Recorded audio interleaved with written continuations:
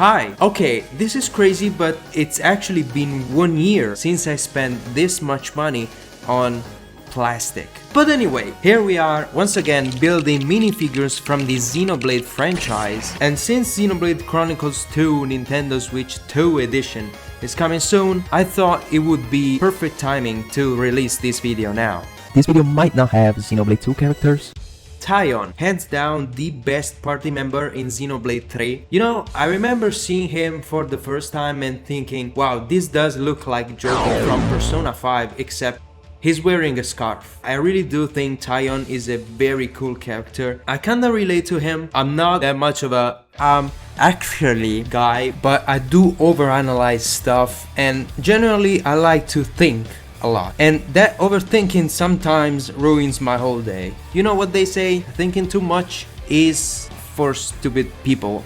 Sun Tzu said that, and I think he knows a little more about war than you do, pal, so I chose these pieces for Taion. Naturally, we have a very big orange scarf, this Harry Potter hairpiece. As for the pants, I stole this guy's legs. I was thinking of using this Han Solo torso piece, but that looked a little bit too dirty. The end result is this one.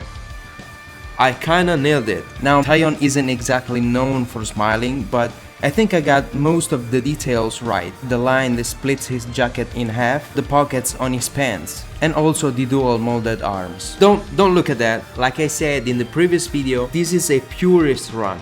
By that I mean I cannot delete some printing that I didn't like.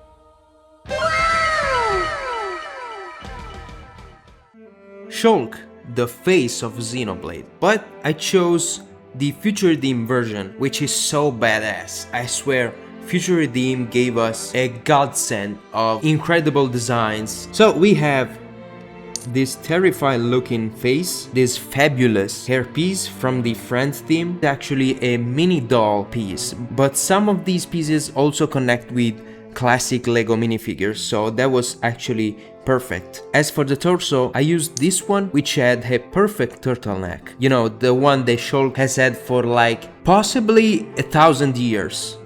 Dude, please change your clothes. Then I stole an arm from this poor robot butler. Then I stole the other arm from the Fortnite guy. Now, as for the legs, these ones fortunately lined up perfectly with the torso, and then added a red cape. At first I was gonna use the cape that this Thor minifigure has. Reason is it's half a cape, and Shulk is wearing half a cape. It clearly just covers the robot arm he has. But the problem is, it's kinda expensive, but the end result is kinda fire, not gonna lie. Look at this. He's still missing a couple of buttons and straps and buckles and all of that Xenoblade 1 shit, but come on now, I kinda nailed it. I know I'm saying this myself, kind of as an excuse to having spent so much money. Maybe that English was kind of broken, but you get the idea. We spent money, so create excuses to feel better. As for the next character, I won't say who that is. We recently got Xenoblade Chronicles X Definitive Edition. This character is from that game. I'll just put the character on the screen. This is how they look. You know, kind of a sexy design if you ask me.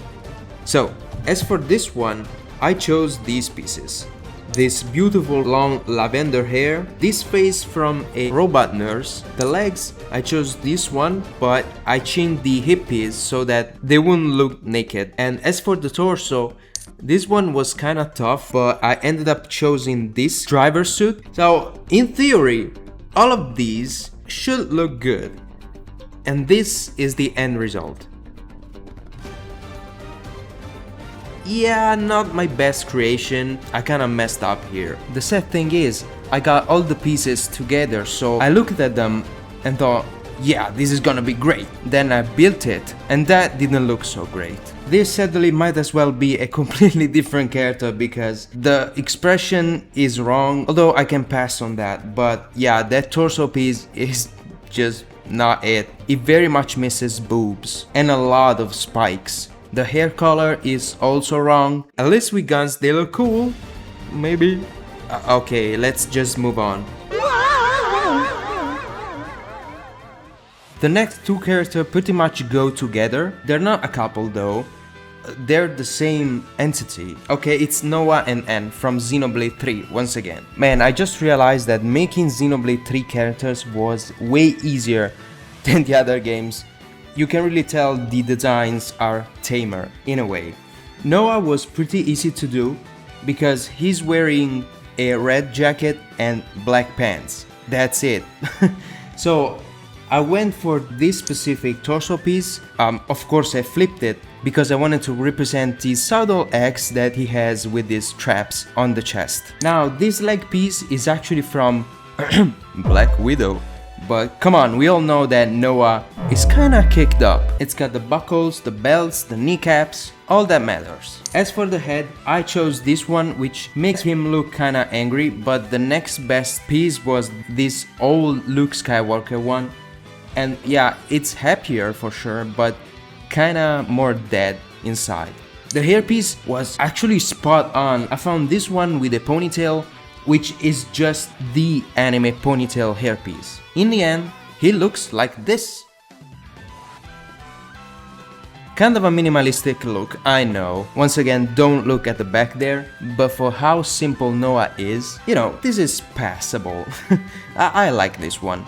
The only thing that's missing is his flute, but maybe that would be for later, because they only made it in brown. I don't know, I kinda want it to be pure black, or even white to represent Mio's.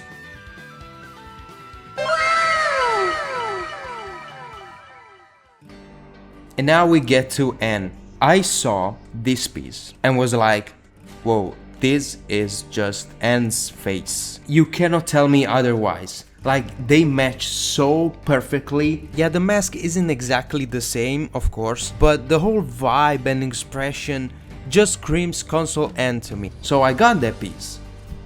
And the rest are as follows. As for the legs and the torso, I chose the base color of pearl gold and then found something that kinda resembles the Mobius armor. Fortunately, this torso piece also has a central red part, which, hello, is exactly what Anne's armor looks like. So I snatched that out of the shop. Now the MVP once again is the Friends theme, because this hairpiece is for mini dolls. But honestly, it works perfectly. Now, I wanted to reuse the shoulder pad piece I used for Malos, and I actually got it in pearl gold, but after building it, it looked way too big, so I opted for epaulettes. Not the most accurate piece, but I really needed something on the shoulders of this minifigure. In the end, Anne looks like this. I don't know about you guys, but I really dig this one. And now when you put them together with the sword, come on, it looks so cool! I might sound way too excited for a thing that I made myself, but I don't know, I'm kinda proud of it. You know, this quest of searching for pieces that matched the insanely intricate design of Xenoblade characters was kinda fun. Sometimes I would end my shift at work, open up Bricklink and look for pieces that I could use for this project. When the mail arrived and I got the pieces, oh, I felt like a kid again. This series is going forward, I'll tell you that. I'm making Elma, probably Shulk, young Shulk, and you know what, I'm not gonna spoil it to you. And if that is the actual main design of the Xenoblade Genesis protagonist, I'll try making that one too. I hope you enjoy looking at my little project, and I'll definitely see you next time, possibly with the Rhythm Heaven Groove, but worry not, because I've been seeing Xenoverse 3. That looked tough. In a good way though. I really like it. For the time being, thank you for stopping by and see ya!